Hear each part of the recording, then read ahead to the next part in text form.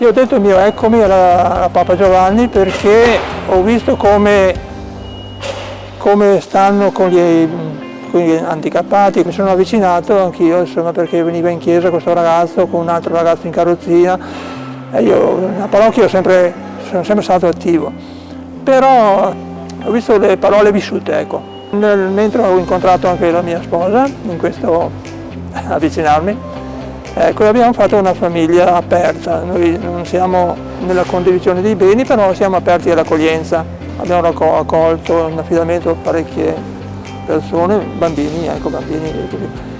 E uno l'abbiamo adottato, ecco, è con noi da 24 anni, è Luca. E adesso quando lascio questo magazzino ci troviamo con altre famiglie lì a dividere in 12 nuclei. Andranno queste cose, questi alimenti, no?